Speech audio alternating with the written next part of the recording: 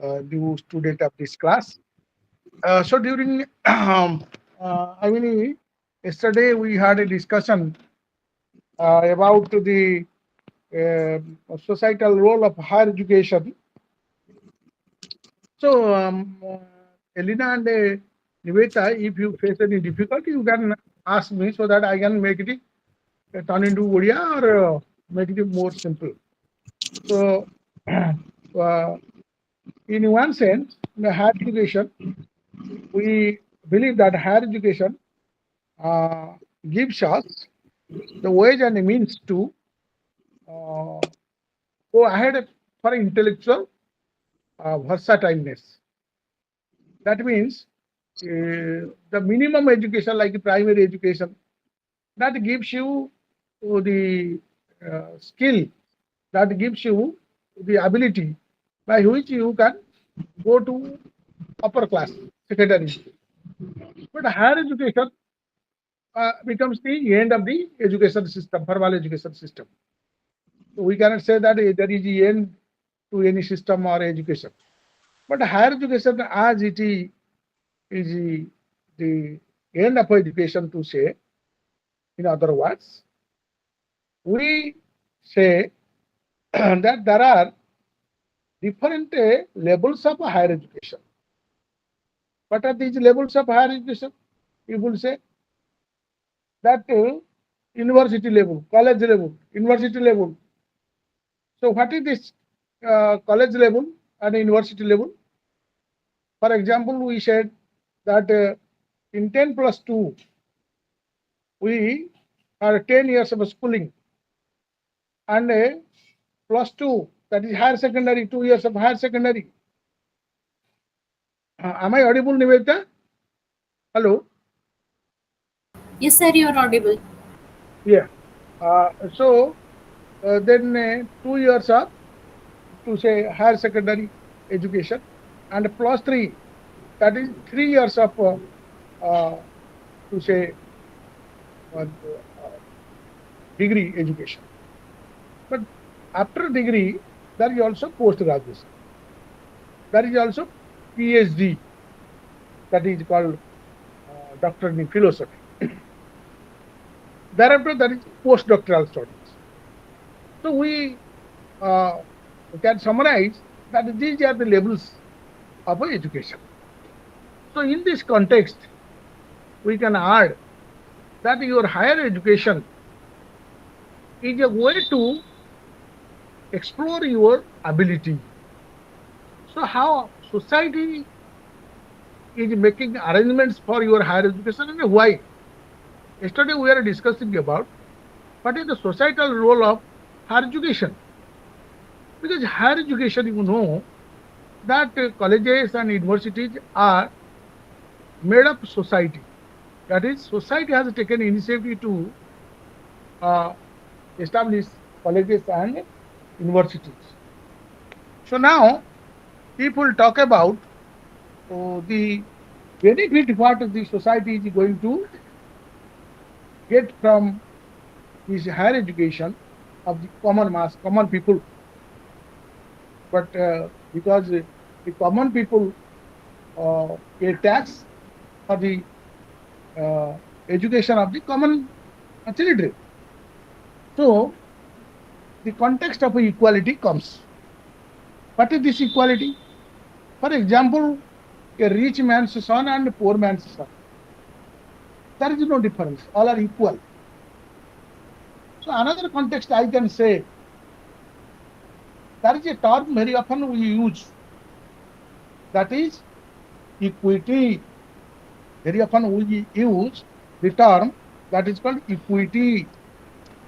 There is a difference between equality and equity. Can you say, Elena, what is the difference between the two? One is the equality and equity. Yes, sir. Huh. Sir, equality means each individual or means jane loko or mane group of people jo mane ki same resources or same opportunities they we will give them. Means semanku same ek कोन माने same resource मिलुची और same opportunity मिलुची किंतु equity होची जे जेमति need जहा को से जगह रे पहुंचबा को जोटा जत्ति की नीड से हिसाब रे तांको Correct. Very, माने तांकर very डिफरेंट सर्कमस्टेंसेस और डिफरेंट कोन सिचुएशन को नै के अफोर्ड करा होची exactly. अपॉर्चुनिटी और Good. So this concept of equity come to floor of discussion because the societal standard and status of the people are not equal.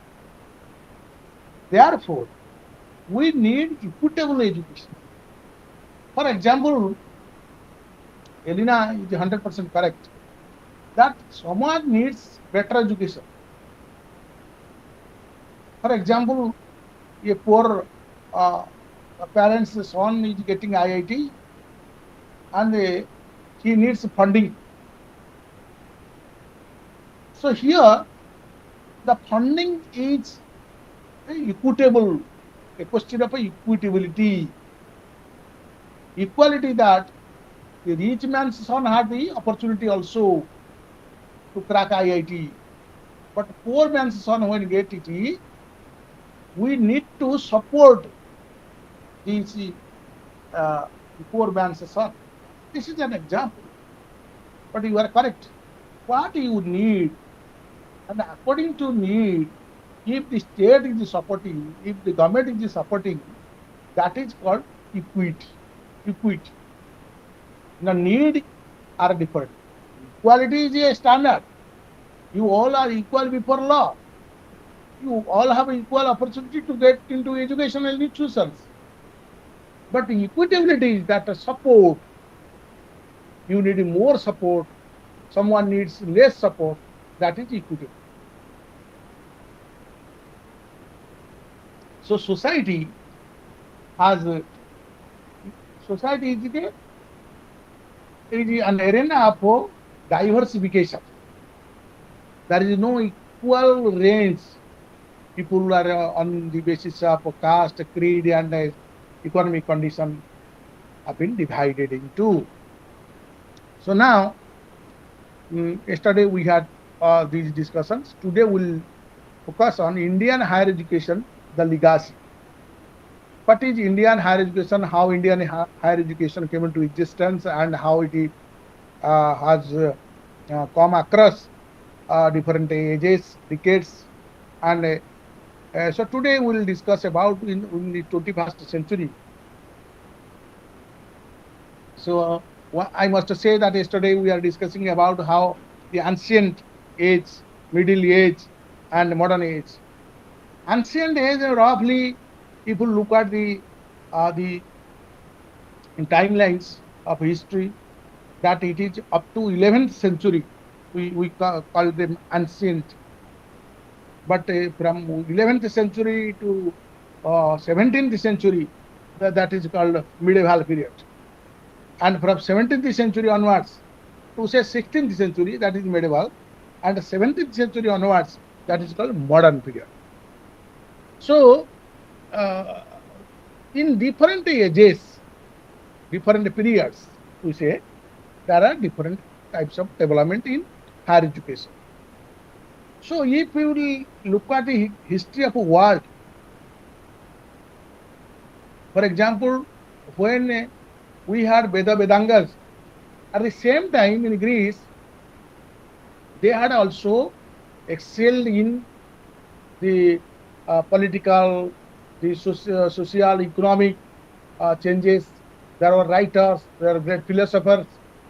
So today, if you will name 4 or 5 philosophers, you will take the name of the Greek philosophers. You will take the Latin, that is the Roman philosophers. So that's why it is very important to say that how the great culture of India, the great culture of India has been settled across the centuries. It has come to this stage, passing through ups and downs of different ages.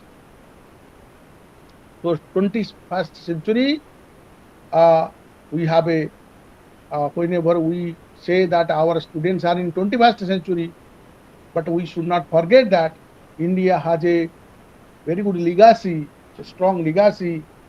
Our legacy has assets as well as liabilities, and both will have to be taken into account. So we'll discuss about that how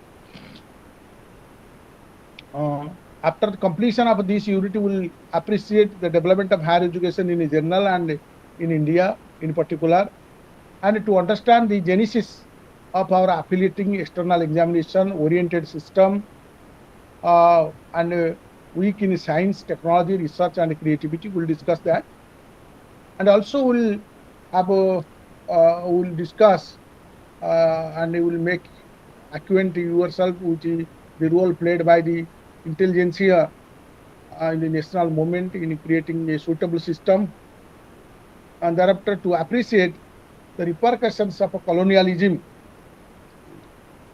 for India's higher education and later on development. As you know that colonialism means they settled colonies here, East India Company and French, Francis and Portuguese. They separately established their colonies in India. They had arrived here for trade and commerce, but gradually they occupied the land and they wanted to rule us and ruled us also. To identify the problems which remain and have to taken into account while evaluating the post-independent development. So after getting independence, now the things are in our hand. We can change and we can to say shape our own system. So there is evolution of a university. How university concept began in India. To begin with, let us note that typically contemporary Indian constitution, institutional form of higher education is the university with a number of affiliated. ଏବେ କଣ 4 ଜଣ ଅଛନ୍ତି ହଁ ବର୍ଷା ଆଜି ତ 4 ଜଣ ଆଇଲ, କାଲି ତ 2 ଜଣ ଥିଲେ। ମୁଁ ଆଇ ଏମ୍ ଭେରି ହାପି କାହିଁକିନା ଆଜି 2 ଜଣ ବଢିଗଲେଣି। ବର୍ଷା ୱେଲକମ୍। ହ୍ୟାଲୋ ହ୍ୟାଲୋ, ବର୍ଷା କହୁଛ ତ ନା କିଏ? Anyway, you listen me. So what is the concept of university? As you know, we have universities in Odisha, around 17 general universities. Our general university 17टा ଅଛି। ଯେମିତି ଆମେ ଉତ୍କଳ, ଯେମିତି କହୁଛେ ଆମେ Sambalpur, Brahmapur. What is the role of these universities? The role of universities is to give affiliation to college. What is the affiliation? For example, we are working in a college. The college must be affiliated to university. That means the examination, the syllabus, everything will be under the university. University will prepare syllabus. University will conduct examination. University will provide you certificate. And again, universities are also being recognized by UGC. So universities are recognized by UGC because UGC is the quality controlling agency of universities and colleges. So you can say that if you are passing from Sambalpur University or Brahmpur University or Utkal University and while going to have a job in Delhi, they cannot just reject because you are from Odisha and you have passed from Sambalpur University, you are not from Delhi University. Why? Because it has been duly recognized by UGC, University Grant Commission. University Grant Commission has a role to regulate the quality and provide time advisory for upgradation and to say reconstructing the system. So affiliated colleges For example, if you talk about university, that is Utkal University has 431 colleges under Utkal University. And these universities are, university has a teaching faculty, teaching departments. For example, we political science or education, we study in a university. So they have their own faculties, and they are controlling these faculties. For example, if you go to Utkal University, there are teaching departments. Teaching departments are coming under PG Council. PG Council controlling the teaching departments. Like college, PG Council is one. So university examination and everything is conducted. There is a controller, there is also CDC, there is a register, there is also vice chancellor.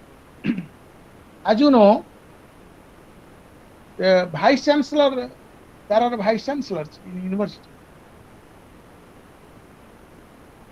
Who is at the top of a university? That is chancellor.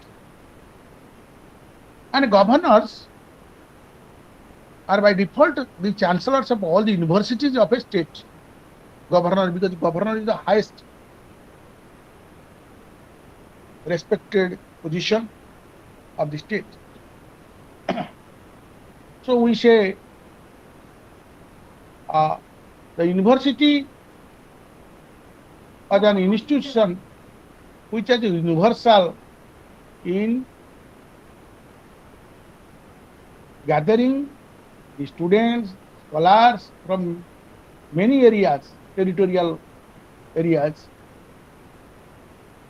encouraged to pursue knowledge of various kinds at higher levels within a single unity. So it offers specialized study. For example, you are specialized in education. If you are specialized in education, again in education, you want to have PhD, that is more specialization. More specialization. How it is more specialized? Because you will take one theme for research. So higher you go, more and more you want to know. Your knowledge should be specific, deeper, pinpointed. So higher education is specific, research-based. Because in high school you have different subjects. At the +2 you have different subjects. At the college also it has been reduced, 2 to 3 subjects were there. But at the university level, PG level, you see that you are pursuing your study in one. That is one subject. Like India, that is, we have history of development. Yesterday we are talking about Nalanda, Takshashila, Balavi, and so many institutions which grew in our ancient India. Thereafter, the medieval period came. They destroyed some of our documents. They burned the biggest library for Nalanda. But still then, at present, we excel in our university education. But if we talk about that the European universities are going ahead above the Indian universities. So now, if we look at the Western world, in Western universities developed in different countries, European countries, Oxford, Cambridge, Harvard. These are the great universities. Manchester University. These are the great universities. And even in Germany also, there are some good universities. Yesterday there is a meeting and we are discussing about the National University of Singapore. So these are the high ranked universities. And these universities were established, but it has come across different phases of growth. Its growth. So to begin with, Oxford and Cambridge colleges were essentially academically independent. They are being located in the same place and within a common organization, merely facilitated individual exchange. The beginning, there are no external examinations which were instituted only as a measure of a reform of corrupt practices which are crept during the 18th century. In-house examination and external examination are the two things. In big universities, there was no external examination. What is external examination? For example, you are appearing on examination and your papers will be evaluated by someone who is not teaching you, who is not connected with your institution. That is called external examination. For practical purpose, that someone will come and from outside and will have a practical examination. That is there.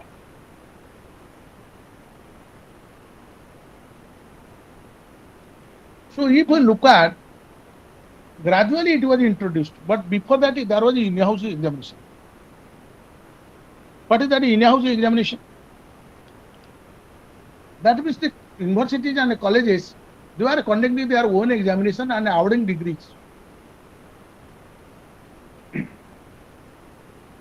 And particularly after the introduction of science and technology, there was a spot of knowledge, explosion of knowledge, exchange of knowledge, exchange of research findings, thoughts. It is because of the science and technology. But prior to that, there was the book writing books, supplying books, publishing articles. So if you want to contact one student or one faculty members of Harvard, you can search from their website and get in touch. But prior to this, before the science and technology, so you say technology was there. After the advancement of ICT, technology to sabu jugare achi. Even if the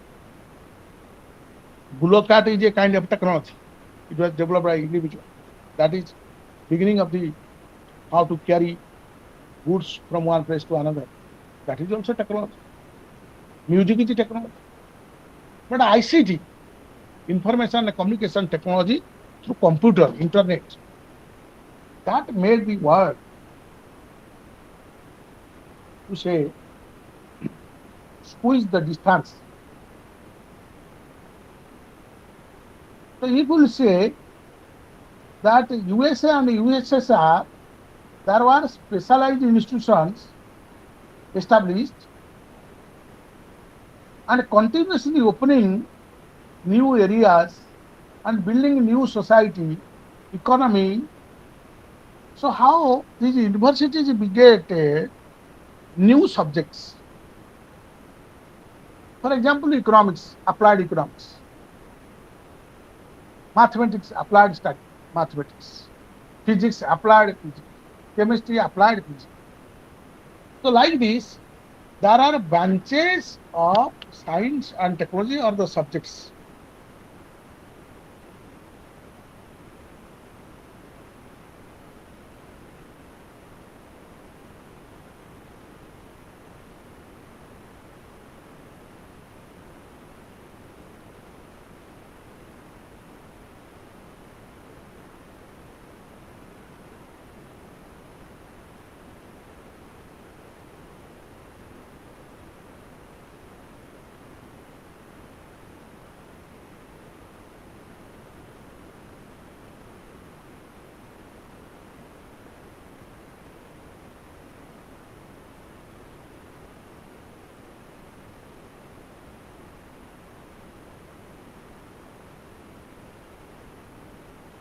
Hello, am I audible? Hello. Yes, sir. Yes, sir. Se I tossed elsewhere. That was last. So now, so the big concept was that universities suggested all over the world, different universities suggested for introductions to science and technology. And the science and technology, then participation of industrialists, merchants, professionals in university. Now what happened in NEP 2020? We propagated that NEP 2020 is the best policy which emphasizes integration of job and vocation to education, to internship. Prior to this, internship was meant for technical education, but nowadays after introduction for 2020, NEP 2020, internship is a mandatory for all. Project is a mandatory for all. That means we look forward the young, energetic minds to explore new areas of knowledge, vocation, and basically we are looking that higher education or universities of Western countries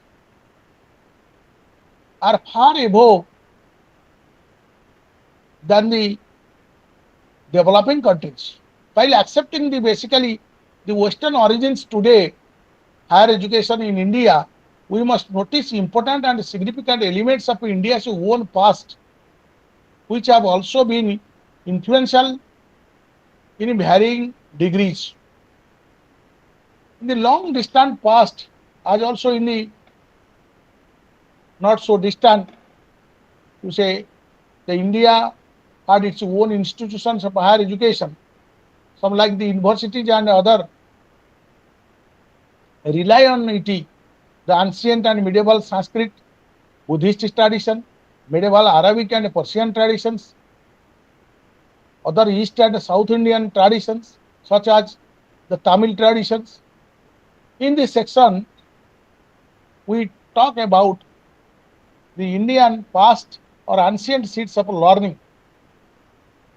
We had a great opportunity because we have a great past.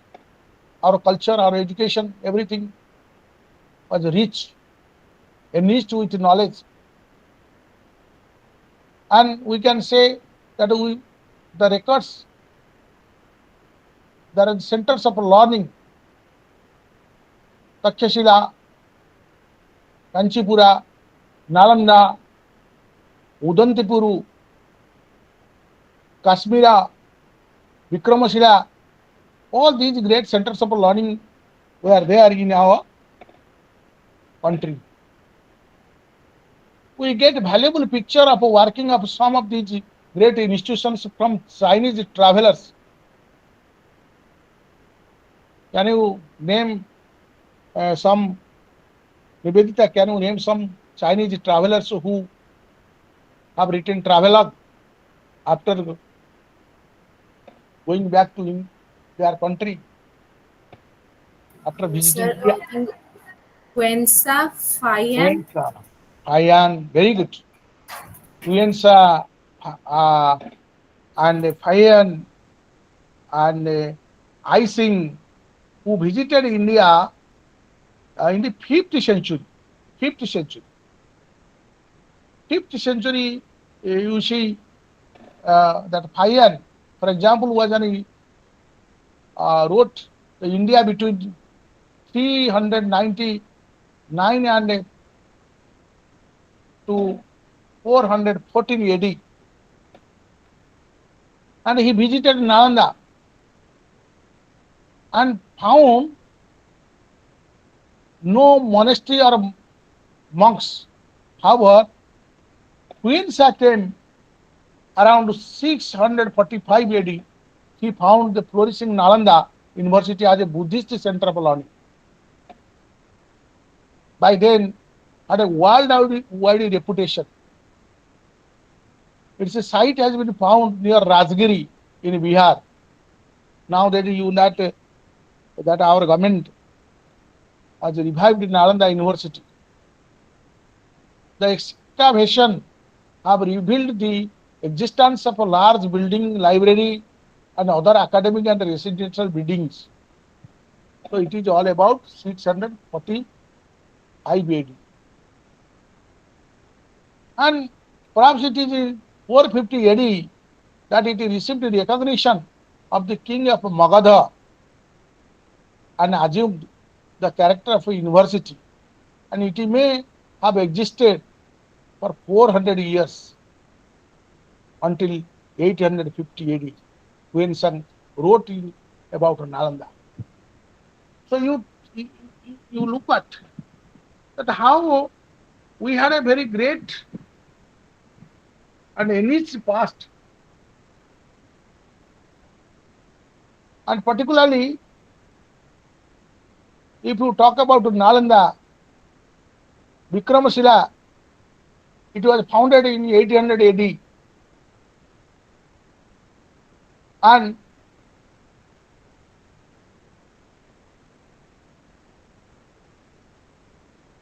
about its location, it is only know that it was on the hill of the right bank of Ganga, Ganges. Among the subject of the studies, here are the grammar, metaphysics, including logic and ritualistic books. The monastery had 180 resident monks, priests at one time. Pandits who are eminent in the learning character were rewarded by having the images painted on the walls of the university. Again, if you look at Takshashila,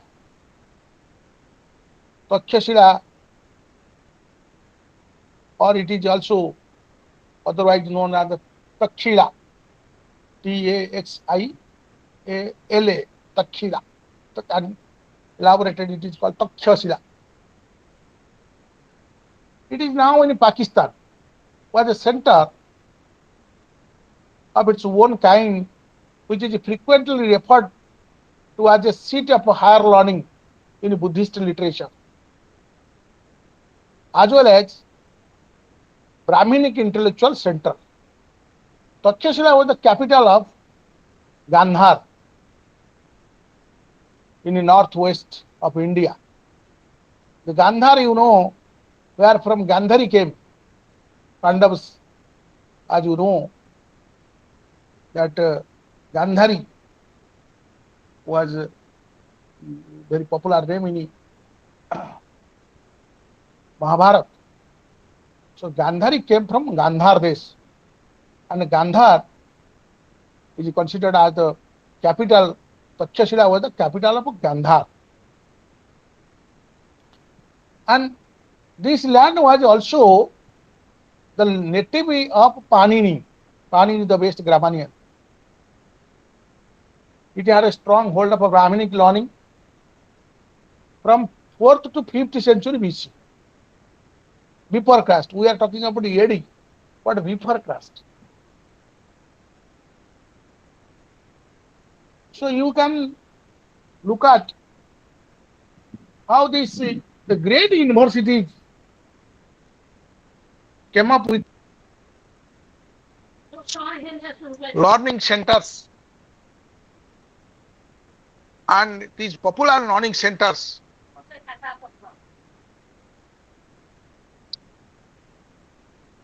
so if we look at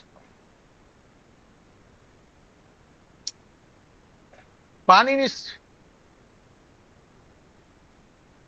the place is Gandhar, and it was here at the time of Alexander Singh Mahajan that the Greeks first came into contact of Brahminic philosophers, and we are astonished by their asceticism and strange doctrines. Today's pure could get instruction in almost any subject, religious or secular, from Vedas to mathematics and medicine to astrology and archery. What is Brahminic philosophy? Nivedita, can you speak about what is Brahminic philosophy?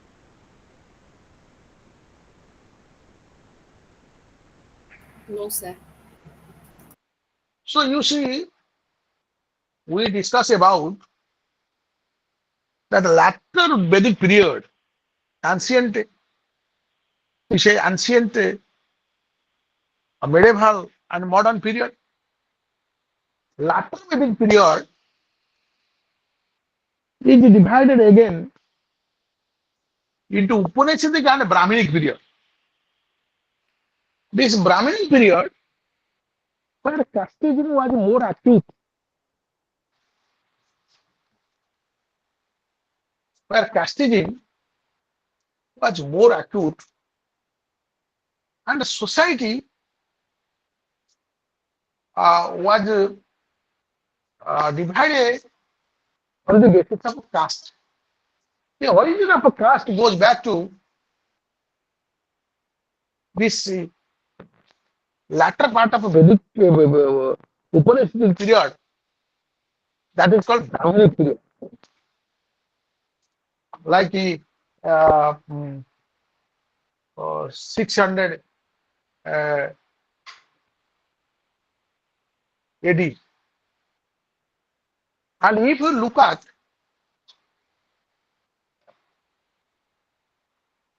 Brahminic period, there are the great literatures like Manu Samhita, great literatures were composed by great rishis and munis.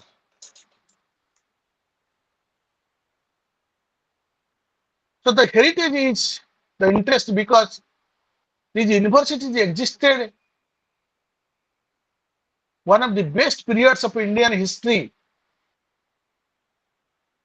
where the philosophy, art of Ajanta, Ellora, science and technology flourished. There are also the amalgamation of Arabic literature. When medieval period came, there was amalgamation, merger of Arabic and Sanskrit traditions. The Arabic madrasa, you know, that is secondary education or higher education, was a much more unified entity, intact. When the British came to, and there was not much more inquiry based, perhaps so it was religious oriented. The learning methods were religious oriented. While Sanskrit scholars were defining the Brahmin literatures, Arabic scholars was perhaps a little less exclusive in the social origin or location, we can say. But the Sanskrit and Arabic higher learning was much secular and scientific, learning in law, medicine, mathematics, astronomy, which was cultivated besides literature, philosophy, theology, with the help of books.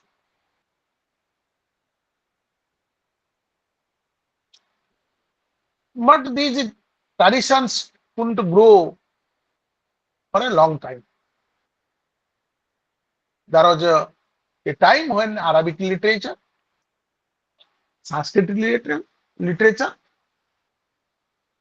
They grew independently and also shared some literature. For example, if we will talk about land reformation of India, all these are the uh, Arabic terms used. Qabla, Khatian. So these are the some of the Tahbil. So these are the some of the words that owes its origin to the Arabic literature. So as you know the history of advent of Britishers, because the East India Company came to India and they wanted to establish the colonies with a purpose, with an objective to have a trade and commerce with India. The colonies introduced a system of education in India with the agenda of initiating a process of socialization in order to create newer order of colony. As you know, that yesterday I was talking about that the Indian princely states, there are a lot of princely states in India, around 540 princely states. These princely states were coming under one Samrat. It is because of the Muslim rulers, medieval period, they conquered all these princely states, united them. And when Britishers came, it was easy for them because somebody who is ruling is sitting in Delhi. And East Indian Company first settled its settlement in Calcutta after the war of Battle of Plassey. That is called Battle of Plassey because it was fought amidst the forest of Polas. ପଳାଶ ବଣ ଥିଲା, ସେଇ ବଣରେ ଯୋଉ ଯୁଦ୍ଧ ହେଲା ତାକୁ କୁହାଗଲା ପଳାଶୀ ଯୁଦ୍ଧ। ଆଉ କଣ, ସେଇ ଯୁଦ୍ଧରେ ତ ସେମାନେ ସେଟଲ୍ଡ ହିୟର। ସେଟା କାହିଁକି ହେଲା? ହ୍ୱାଇ ନା at that time princely states were weak. Why they were weak? Because they were conquered by the Muslim rulers, brought to under one to say administration, and now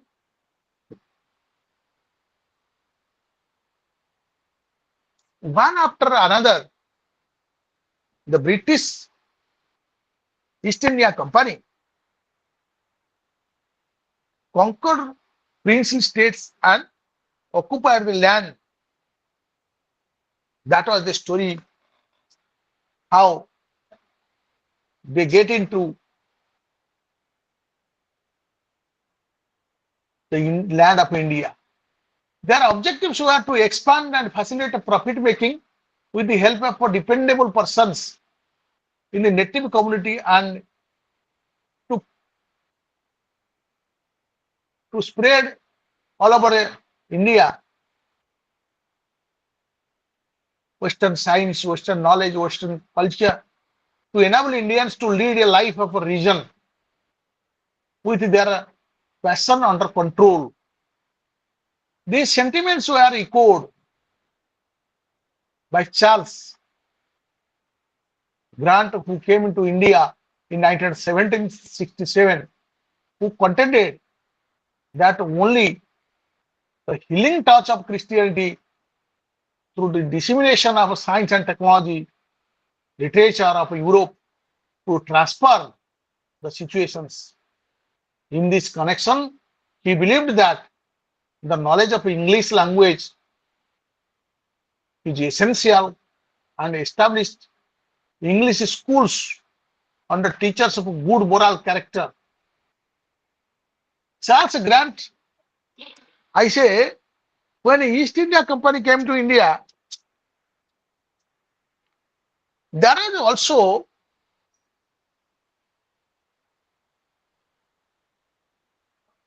the there is a mission of spreading Christianity.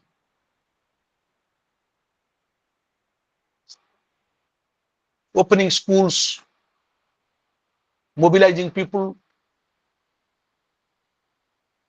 and suggesting arguments on the basis of science, technology, Western literature.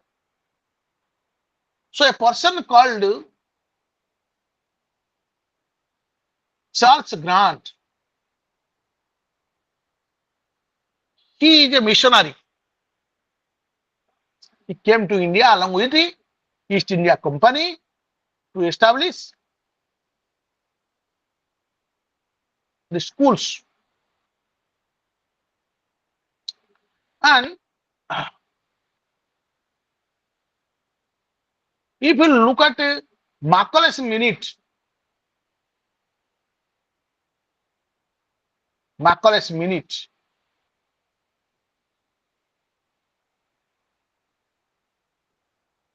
it was in 1835.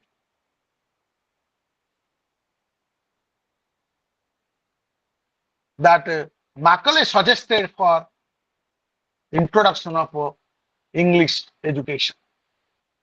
No British thinker on Indian education from Macaulay took version and related to improve his blueprint, the Act of British Parliament, renewing the East India Company's charter for another 20 years passed in 1813. That is called Charters Act. East India Company, when came to India, it was the British Parliament who suggested that this is a company. It's not Britishers. In 1854 only, after Sepoy Mutiny, 57 only, after Sepoy Mutiny, Britishers took power. So before taking the power to the hand of British Parliament, it was the Governor General who was the heading India's British affair. But after taking in 1857, when Sepoy Mutiny was there, it was a large-scale movement against the English people, and it is considered as one of the first freedom movement. And British Parliament took over the charge and engaged viceroys. तुम सब जानिଛ ना नहीं निवेदिता ଯେତେବେଳେ Britishers ମାନେ ଆସିଥିଲେ East India company ଆସିଥିଲା along with them there was Christian missionaries. The purpose of missionaries is to spread their religion. Kintu when Macaulay came in 1835, before 20 years, Macaulay 20 years purvuru, there was a Charter Act. What is that Charter Act? We say Charter Act 1813. Charter Act means British Parliament passed a Charter Act empowering East India Company to operate and continue to operate in India. That is called Charters Act, which suggested that there must be some welfare activity and welfare schemes introduced for Indians in terms of education. So the committee recognized that Calcutta, Madras and Banaras Sanskrit colleges In 1823, Lord Amherst founded Sanskrit College of Calcutta. Two more Oriental colleges of Agra and Delhi were established. The committee undertook the task of publishing Sanskrit and Arabic texts and translations of English books containing useful knowledge into Oriental classical language.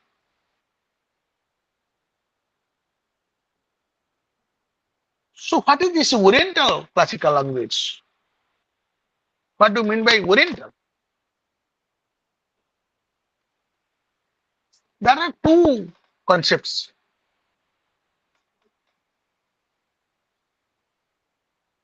Oriental and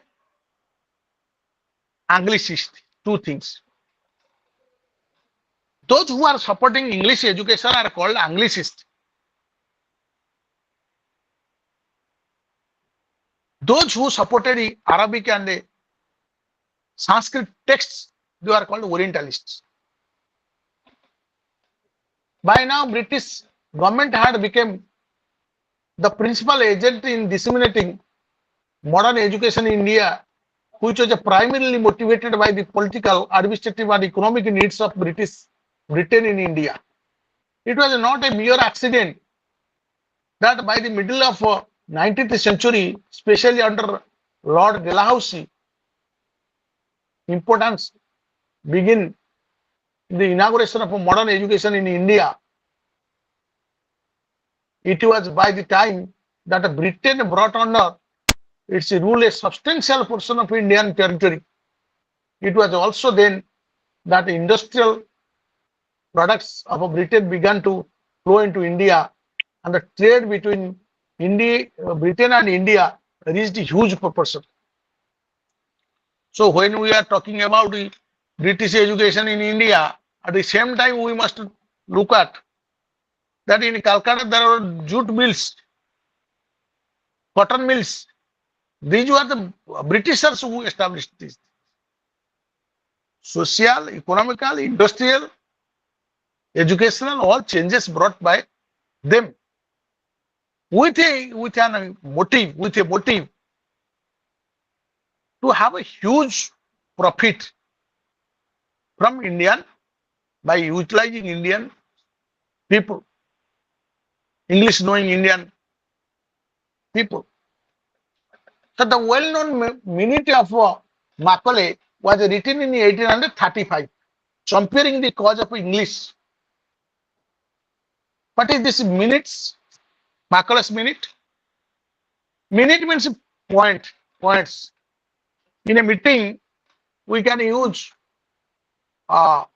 different resolutions. That is called points.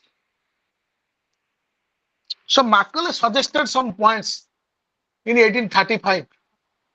Macaulay was a law member who was brought to discuss about the points. So just I'm reading out what it was in 1835 that championing the cause of English and summarizing the aim of a British educational policy in the following words.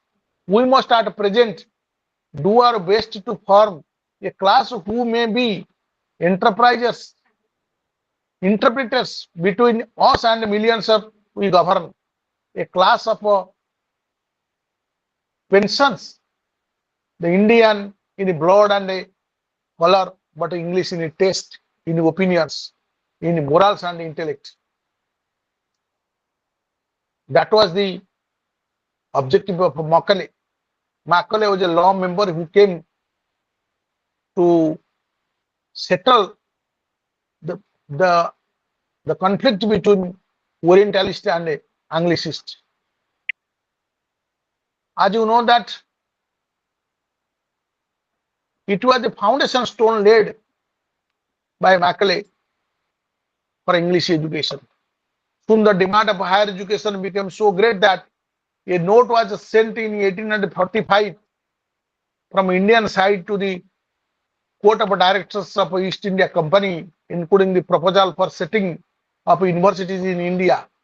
In addition to other very important recommendations regarding the education as a whole, this in a way led to another famous document, that is the Dispatch, Education Dispatch or Woods Dispatch 1854, which was sent by the company to Dalhousie, the then Governor General of India. Dalhousie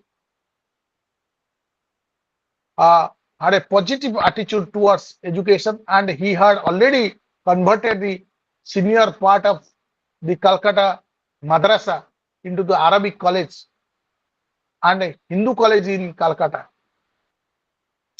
into the Presidency College. So if you go to Calcutta, you can find there is a Presidency College. Presidency is now university.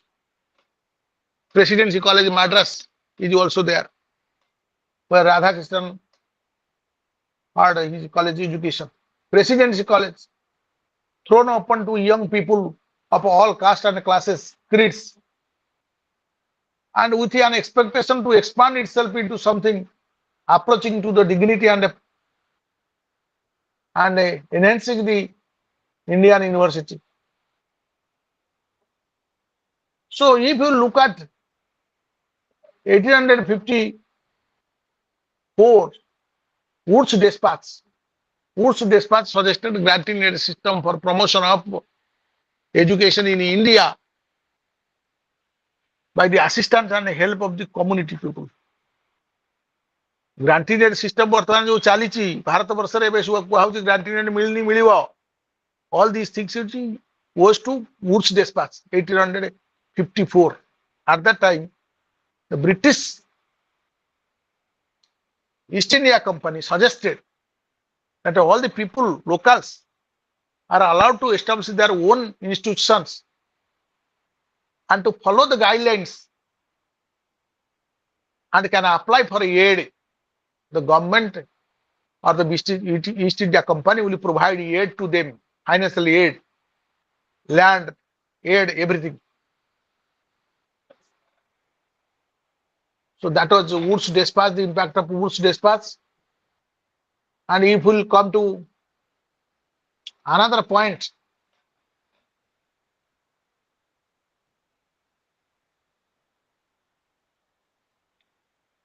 there is a phase of expansion. Expansion means opening new colleges, institutions. There is another phase that is called consolidation.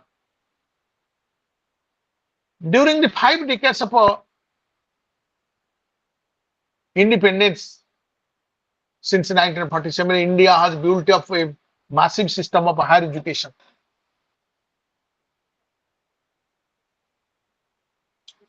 Can you say what is the number of universities we have in India now?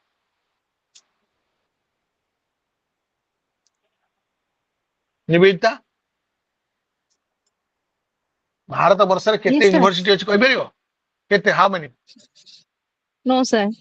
I have no idea about. So around 1000 universities are there.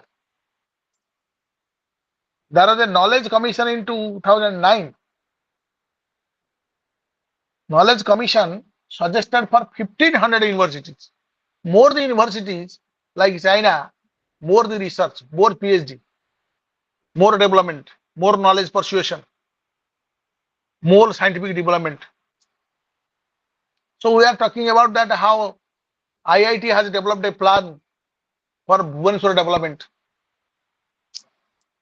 If you can say that IIT is imagining a new version of a drone, indigenous made drone. So it is all universities and the topmost institutions that are responsible for the development of the country. So that's why Knowledge Commission in 2009 suggested for interlinking the research contributions. For example, if you have a dissertation, MA dissertation or PhD dissertation, PhD thesis or anything, whatever you write as a document must be published. So now you can go to Sodh Ganga. Sodh Ganga janichati? All do you, Suraj? Do you know what is Sodh Ganga? Sodh Ganga is a portal that all the universities they upload their research products, research findings, reviews in this Sodh Ganga. You can go to any central university and find out the Sodh Ganga. So you will find the access. And there are a lot of research studies are there. Primarily, it was not there earlier. The thesis was kept in university libraries, and some people, some scholars were visiting libraries and going through these. But government was not getting any benefit. During my refresher course at Sambalpur, we had two friends from Northeast, Nehru University, you might be knowing, that they were talking that if they are conducting any research, they submit one copy to the appropriate authority. For example, you are conducting one research on school education. So you are submitting a thesis to school education department. So they will go through this research studies and find out how best it can be implemented. It was very nice to say the approach, but I never find any place.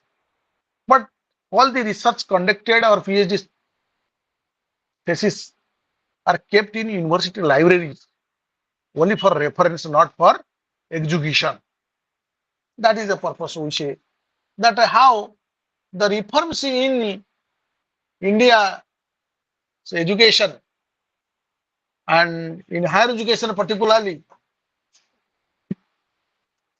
that was made to make higher education a robust system of education system in India. So science technology was a part. That was the improvement in the content of education. It was all together. It was a the method of teaching and education. Everything you can talk about. So with this we finish your Unity 3.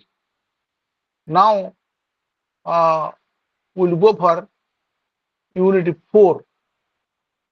What is Unity 4? Higher education and development.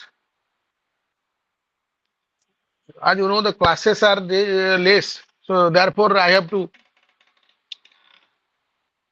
go fast to complete the course syllabus. Higher education and development. How development is being integrated to higher education.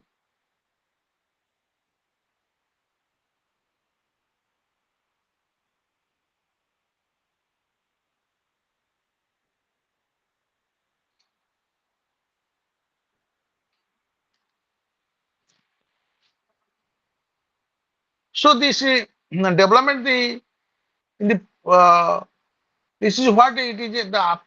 In the previous unity, we have seen that how higher education has evolved through the changing historical contexts.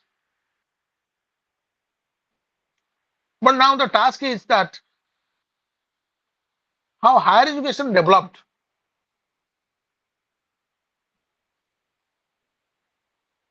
Task is that how higher education developed. So, what are the learning outcomes of this unity? To distinguish between growth and modernization and development, difference between the institutions of development as formulated within the various paradigms, interpret the relationship between education and development, analyze the relationship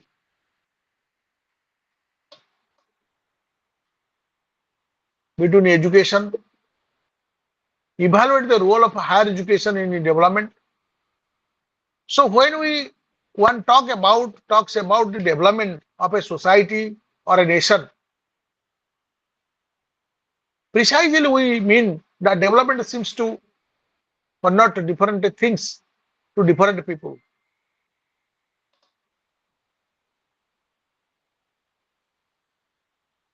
But we can say that sometimes it is interpreted as economic growth, that is development. Sometimes we say that is the development of infrastructure like road, electricity, buildings, and to sometimes see imbibing the modern values and attitudes.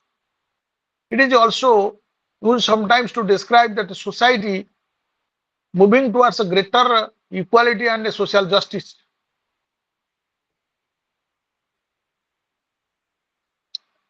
Therefore, in order to understand the development, we may first of all analyze the theoretical and ideological assumptions underlying in such analysis.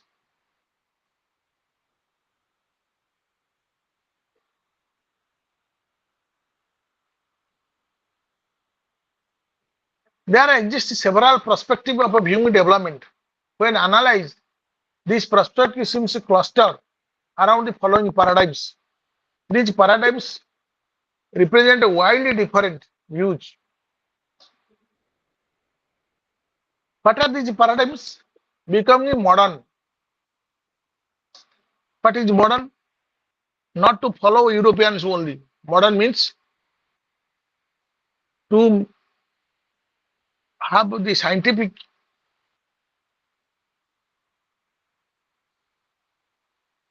and your intellectual development, acceptance, adding recovery and a fear of a social unrest,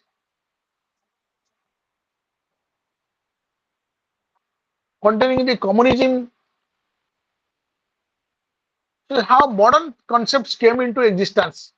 There are the intellectual revolutions. There are writings, knowledge. It was pursued. So if you look at the history, yesterday I was saying that knowledge is power. Those who had knowledge, they became ministers. Now those who have knowledge, they become scientists.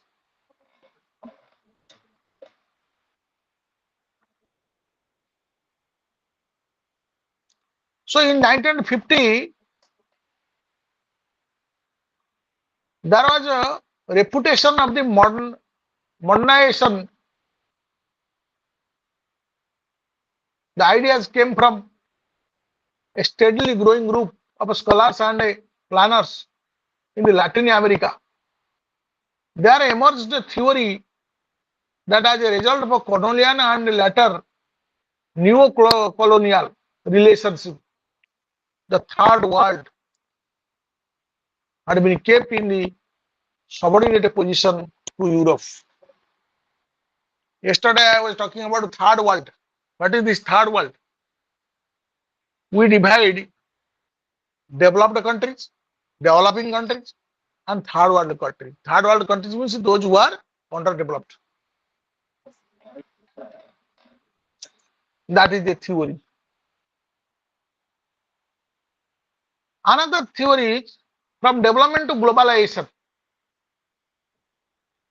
What is globalization? Yesterday I was talking about. Development is not confined to your state only, your nation only, your country only. It must be extended to others.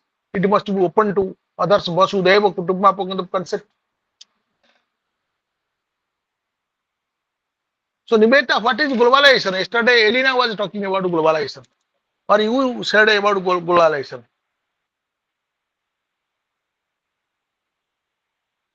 What is globalization? Hello, Nivedita. What is Yes, globalization? sir. Sir, globalization means connecting with a global means we can share our knowledge, our trade with the other countries, and also they also share their things with us. Correct. Elena, what is globalization? Sir, the interconnectedness. Means in everything, in culture, in education, in trade, everything. Yes, it is openness that trade and commerce, education, intellectual property right, whatever you have, you can share to the world. So why will you share? Because if we will share, we will get benefit. We can sell. There will be massive purchaser all over the world. So our product will be sold to others. Prior to this globalization concept, India was not open to all others.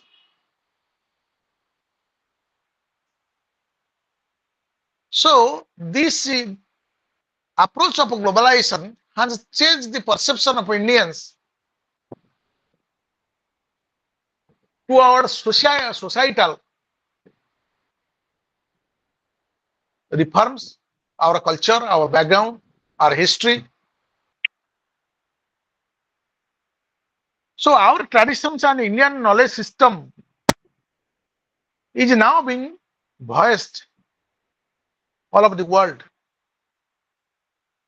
like Jogode, like Ayurveda, like the concept of a zero of Aryabhat.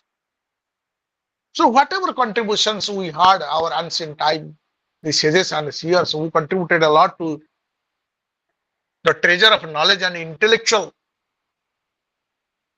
enhancing, increasing, expanding the intellectual horizon of India. These intellectual properties, we say intellectual properties because our study, our learning, our skill, our knowledge, our perception, our acumenship, our artists, everything is our knowledge system. So knowledge system is the powerhouse of India. So by the globalization, the another phase of our development, we learn from others and others learn from us. Our education system again was tested that what is the pedagogy. So now introduction of a 4-year degree is the impact of globalization. The new education policy, as you know, that a 3 years degree has been changed to 4-year degree. Why? Because engineering degree is 4 year, medical degree is 4 year. Every degree is a 4-year degree. So why +3 arts, science, commerce? Why not 4-year arts, 4-year science, 4-year commerce? The logic is that the worldwide there are 4-year degrees, but we cannot say that we will offer 3-year degrees. So if you are offering 3-year degrees, your students and staffs will not be given any job in the job market of the globe world around. You have to have a comparative or comparable status with others. That is the power of the globalization. You see. And whenever we talk about the higher education and development, higher education is instrumental in development of economy, mobilization of resources, utilization of human resources, self-reliance, scientific and technological advancement, developing theories, making practicals and perspectives.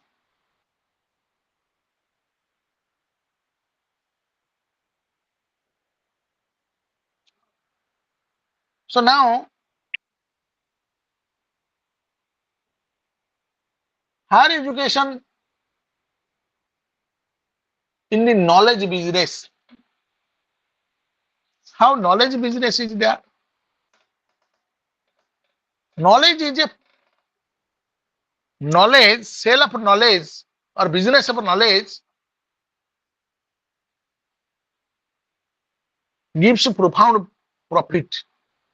You talk about the opening of private schools, self-funding courses, where you are giving fees, where you are giving fees to learn. Private universities, they provide you global standard of learning environment, AC room, but for that you have to bear the cost. So what happened? That this is PPP, public private partnership, and this public private partnership, and only public partnership, sorry, private partnership also, they have a very good quality of education.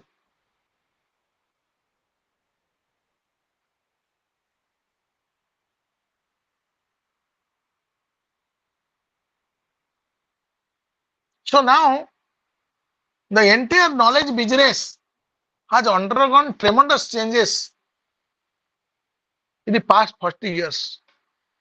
You might be knowing about shadow education. Shadow education all over the world, the term is being used, that your child or your children are going to a school, and after returning from school, you are sending again to another school, that is called tuition, coaching, private tuition. So private tuition is more rampant and tremendously occupying our mindset, because our neighbor's child is going to a private tuition, and you cannot sit silently unless you send your boy or girl to a private organization tuition. This is called shadow education. This is not mainstream education. Mainstream education is schooling. So whatever a medical, engineering, coachings, everything, that is called shadow education. So shadow education is also a knowledge business. Swaraj, you cite some examples of a knowledge business. Do you understand what is knowledge business? Swaraj, Yes, sir. am I audible? Yes, sir. Yeah. Swaraj, I think you today joined today. So you three, uh, one is Elena and Swaraj, Nivedita, three students joined today. Um, you introduce yourself, Swaraj. Myself, Swaraj Rai from Kendrapada. Okay. Done my +3. +3 from So, Vedanta Satyabhama College. Residential. Sir, from Satyabhama Residential Spiritual Degree College in Jajpur. So that is Satyabhama Residential College, means that's a private institution, that is knowledge business. Yes, sir. So Elena Mishra, you introduce yourself. Sir, myself Elena Mishra. I have completed my post graduation from Barampur University. My B.Ed and M.Ed from Regional Institute of Education. Okay, you are so qualified. You are from Bhubaneswar or Barampur. No, sir, Puri. You are from Puri. So now coming to Nivedita. Sir, myself Nivedita Nayak. I have completed my master's from Utkal University and my integrated BEd is from RI Bhopal. I am from Cuttack. Oh, okay. So myself, Dr. Sarojkan Chaudhary. Now I'm head of the Department of Education as well as the principal of Rajdhani College, Bhubaneswar. So if the Bhopal, you are studying at Bhopal, there were national seminars in Bhopal. I had gone many times, and in RI, we have very good relationship with the RI people, all the eminent professors like B.N. Panda, Professor Hushikesh Senapati, Professor Nityanand Pradhan, Professor Lakshmidhar, Professor Mahalik. Also, we very often visit to RI. And okay, for that only I could understand that yesterday you spoke very nicely, and I said that it is some students they cannot actually say all these things in a very clear way. So Elena and Nivedita and Suraj, all three, you were very good students. Anyway, that as per the schedule of IGNOU, so we have to touch only the points, not to go detail like your formal classroom teaching. So you have to say the qualification, and but now you are pursuing this education to help you in job market. Anyway, you might have these materials you can go through, and you can ask me question. If you have any doubt, you can ask me some questions. Higher education, uh, human resource development. So nowadays you see the interpretation is that someone who is not getting an opportunity to have formal education, they are coming under non-formal education, like IGNOU, OSU, like that. But nowadays, someone is getting opportunity to have formal education also, acquiring more and more degree through non-formal mode. So as I saw in the case of Nivedita and Elena. So higher education for leadership and social criticism. Leadership and social criticism, how higher education is being responsible. That higher education social criticism means if you look at the social uh, to say context, so we believe we have certain belief system. We have a social system. The social system is uh, being integrated to our lifestyle, mindset, food habits, culture.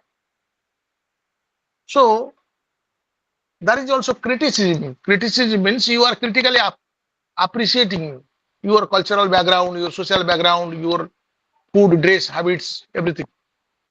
So at times we also examine whether we have a very good sense of what dressing pattern or like that.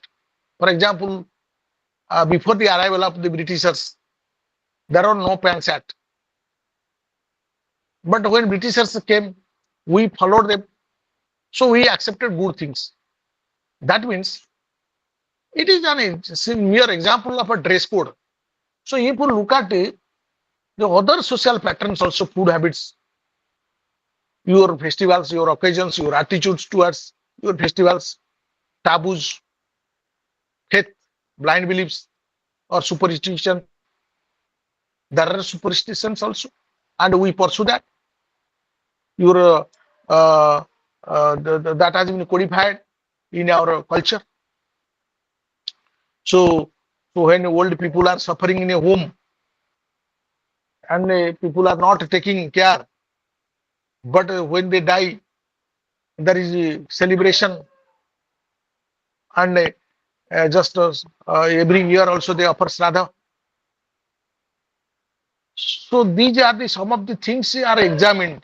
This is the social criticism to say. We have to critically examine the social aspects and our adherence to the social practices. So these are there, and higher education can elaborately do this.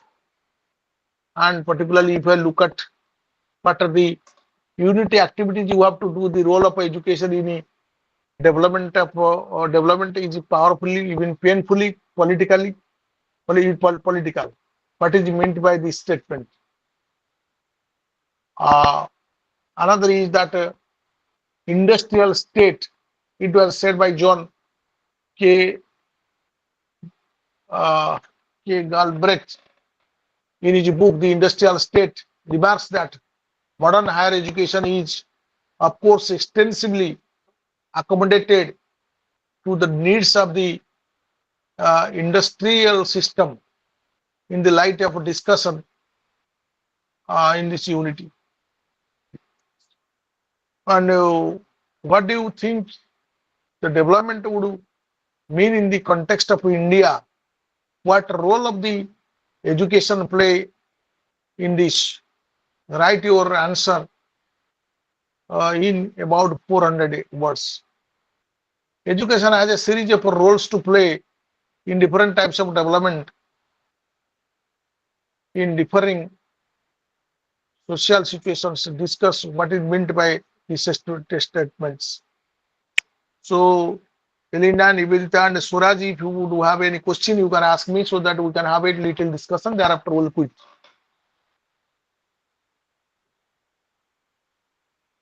Any question, Nivedita? No, sir.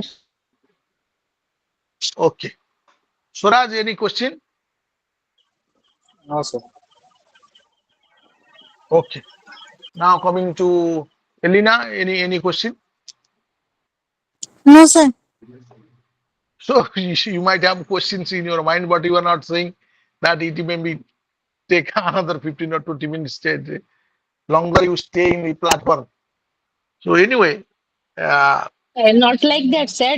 We will go through the materials. After that, we will ask questions. If some doubt okay, arises, we will discuss with you. okay, good. This is very good. So because you have completed your B.Ed and M.Ed, particularly from RI and Bhopal also. So Nityan sir was the principal there. You might be a student at that time or after that, I Yes, do sir. not That time, know. sir, on our time only, sir was principal there. Oh, so there was also national seminar. I had attended that. I was in Baud, Model Degree College, Baud at the time.